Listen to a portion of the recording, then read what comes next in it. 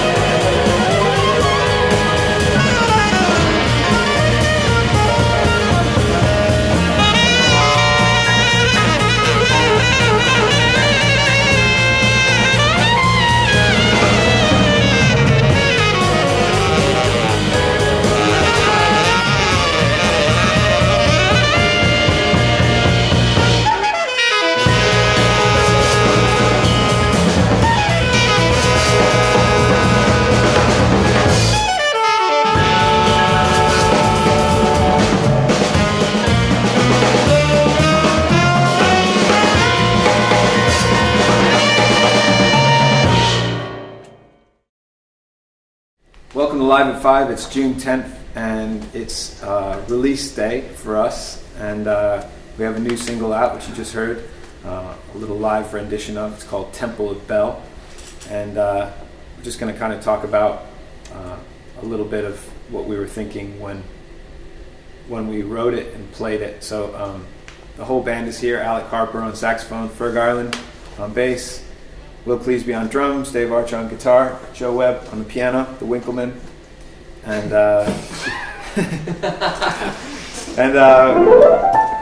you know, as I was saying before, Ferg, when this came in at first, I was, as I always am, I always seek your approval. I need you to like it, and I remember the first time this tune came in, you were like, yeah, not convinced. And then I reminded you that Duke Ellington kind of did something similar on Blue Pepper, on that Far East suite, and you said, if Ellington does it, it's probably okay. Is that so? Pretty much, yeah. Anything he does, he can do. Yeah. If he did it, it's tasteful, I guess. Even the blue satin smoking jacket. Definitely. And the ponytail. Yeah, he rocked the ponytail. Why do you think Ferg's got a ponytail? If he can do it. So I think that the way the rhythm section plays on this is quite different from the way Smitty's usually plays music. Obviously we're interested in lots of different kinds of music, but this one really, it's kind of a rock style of playing, and Will, your beat, where does that come from on this? Well, I think we traced it back to a record I think Dave played as a Beatles record. Can't remember the specific one, but yeah, the snare pattern I guess comes directly from that. It's one of those ones where you kind of directly steal and copy and paste it into what we're doing. Yeah, which I'm sure we've all been guilty of. Well, I think it's the mix, isn't it? It's you have a little bit of Ellington, a little bit of Beatles, a little bit of Led Zeppelin, a little bit of Led Zeppelin, and Dave, do you remember when we were coming up with this? Just kind of, it was, I don't know, where did the harmony come from? It was very inspired by that Ellington tune. We sat down. The first thing that came out was that's the first thing. That's how the tune started, isn't it? After you were playing that Ellington record. That kind of clash thing that you're doing is almost like a. The what? Play the first. That's what sharp 5. That you mean? Yeah. It's almost like you spent a lot of time studying oud, didn't you? No. I've actually, in terms of food, I've spent 0 time studying it. You know Ellington's favourite, the famous song in the oud. That would be amazing if I had. Didn't you go to Turkey to study? I spent some time in Istanbul, just under a couple of months, which we discussed back then in terms of the influence. Who do you go with? Who's your father? Oud. But it's good, yeah. I mean, I think that you've said the 3 main influences when we wrote this. We had the Ellington tune. We had the Beatles backbeat. What was that tune? Oudie and the Blowfish. And then we had Oudie's the much more riff-based Led Zeppelin vibe. Which, because I mean, that's my main part. You've got a very riff-based part. Yeah. Like we're all riffing away. I think it's much more rocking. It's for tune for than other stuff we're doing. Got a part, hasn't it? Yeah, exactly. More than less improvisation, more like play a part. Yeah. Right. So imagine you reading the music. Yeah. Right. Well, I've never been in a rock band, but I would imagine this is what being in a rock band is like. Is this what it's like? Being in a rock band. Ferg, were you ever in a rock band? Ferg, I'm thinking of starting a rock band, just you and me. What do you think? We can call it Too Many Ouds instead of Too Many Zoos. You up for it? Yeah, definitely. Because you just play one. You play one note. You play the hell out of it. That's all he knows. I'm really good at playing that one note. Yeah. Do you enjoy playing this kind of stuff, or is it just would you rather play more notes, traditional jazz bass stuff? No, I think it's not really about. I mean, obviously it's fun to play lots more involved parts, I guess. But in terms of, I'm up for playing all music.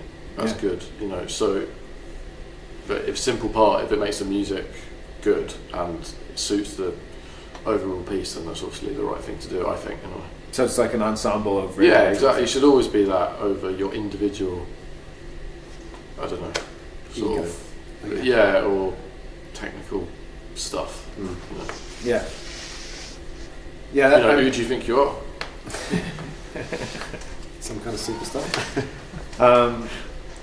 So Al, when you kind of solo on this, obviously there's everybody there's that moment where everything kind of drops out. We have that cascading, bridge that comes down, and then everybody makes room for you to launch in. And how do you kind of psych yourself up for that? Do you? Yeah, just I kind of, I hear the song, it's like very much up the whole time, and I just think that's the way that I want to build my solo, is not really coming down too much dynamically, and just keeping it up, and maybe making some interest in subtle changes in the way that I play the harmony, which is very diatonic. It's like very modal, isn't it?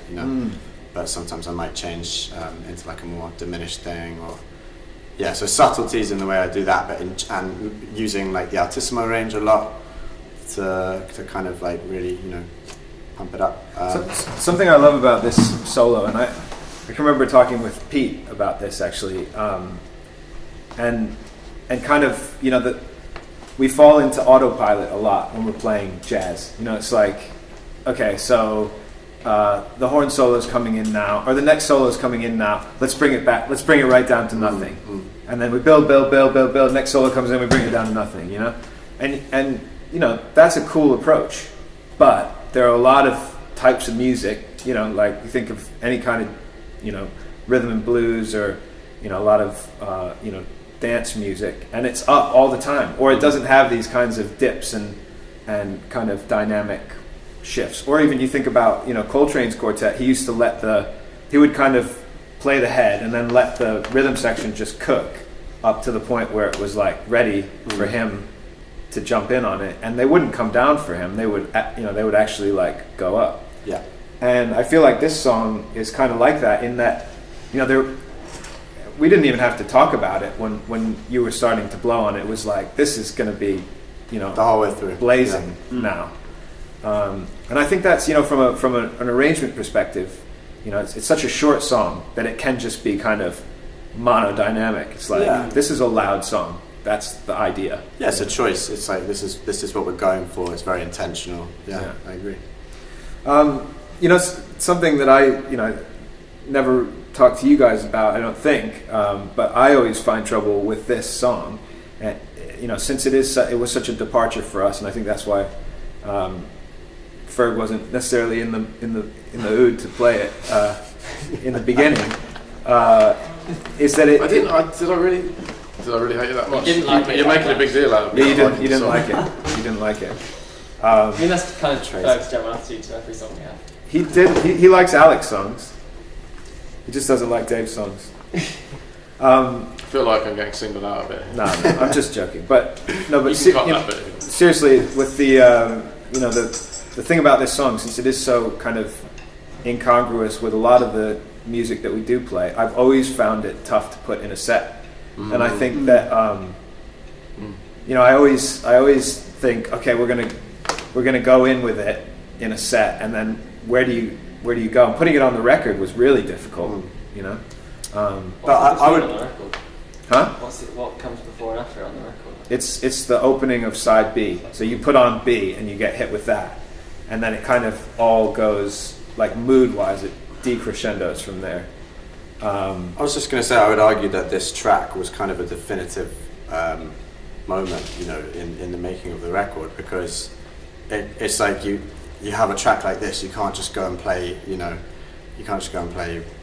Dixieland after it, can you? It's like, well, we've got to kind of adhere to some kind of vibe. And I remember at that point having these discussions with you, and I know you were having them with other people, about what's the vibe, what's like the mood of the record. And I think this track was quite important in kind of defining that and in sculpting how we built the other tunes to fit around it. Yeah. As well. I don't know, that's just my impression. Well, it was, yeah, you're right. It was kind of it's kind of a set the pace for the album, being the whole things happened here, which was Jack said to me that really made me think about something like Riders, that is quite reflective and well, a lot of the songs are, aren't they? Yeah, they're all of that vein. Yeah. And I kind of thought, well, the idea of things happened here, the reason that I don't know if I ever told you guys, the reason it's called Temple of Bel. I mean, the original title was Galata, was because you were in Turkey, not studying oud. You were not, whatever you were doing in Turkey had nothing to do with oud. But you were on the bridge when bombs went off. And you saw, smoke, in the sky, and it was like and then you had to get out of the country, right? Well, out of Istanbul, we travelled there. Right. Yeah.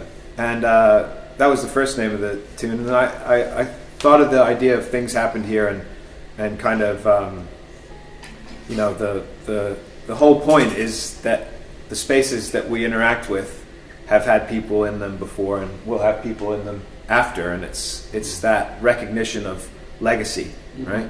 And it's the recognition of kind of your place in time, and not being too absorbed in oneself. And it made me think of this. Temple of Bel was destroyed by ISIS. That's the whole kind of. It was an ancient temple in a place called Palmyra that was destroyed, and it kind of, in contrast, like you were saying, as a definitive moment in the album, it was like a contrasting moment to something like Riders, which is, whilst it's kind of contemplative and melancholic, it's very peaceful, right? And the idea of things happened here doesn't necessarily have to be peaceful. As we know right now in the world, like there's a lot of unrest about legacy, and rightfully so. And so that's kind of, but that still doesn't help, with the practicalities of putting it in a set, because it's a tough one to swallow. So something I wanted to do, since we're here and we've played, and kind of to wrap this show up, I wanted to challenge us to think of a tune that we could play after it. It's not necessarily ours. But any ideas? Blue Pepper. Could probably do an Ellington one, I guess. Well, That Black would make sense. Beauty would be an interesting. But with a rock feel. It doesn't have to be I rock. don't- Just what has to about- What be. about Isfahan? Don't know. That'd be weird. Could do that. What? Sort of makes sense. Which one did you say? You said Isfahan. Maybe. Nice. Should we do that? I don't feel like that's an easy option. Okay. Well, Do you know what I mean? Yeah, Because we talk know about it. quite- I don't know. Okay. Bad. Not a cop out, but is there something more challenging you can think of? Or something like a bit more left field that we wouldn't necessarily usually go. Like we play that song quite a lot anyway, is my point. yeah. What, Goodbye? Goodbye would be would work for me. That makes a lot of sense. Let's do that. What do you think, Ferg? Yeah, man. That's a good. You come out of it. Boo da da da da da da da. Boo da da da da. Yeah, I like that. That's a good shout. I think that's a really good idea. We have a new video out on YouTube as well today that was shot by our producer Darcy O'Connor and edited and directed, and it's great. The records have come and they're cool, so we hope you. Yeah, I really like this. Woo, that's cool. Temple of Bel is out today, and we are going to follow up our earlier performance with Joe's suggestion, great Gordon Jenkins tune, one of the saddest songs of all time, but in a good way, if that's possible. This is called Goodbye. Thanks for tuning in.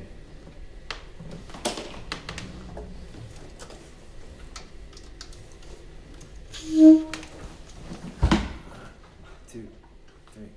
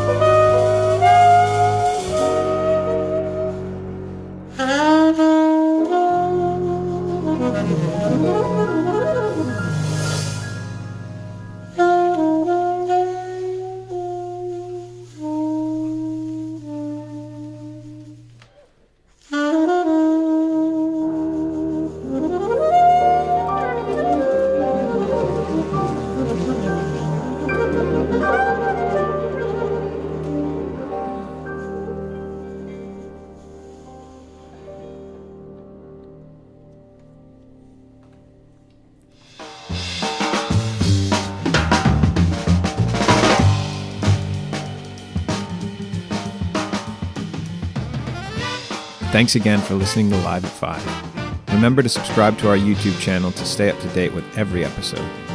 You can also click on the link in the description below to sign up to our Patreon and find out where you can sign up for Kansas Smitty's memberships, as well as purchase records and merch. Enjoy your evening, and we'll see you tomorrow, Live at 5.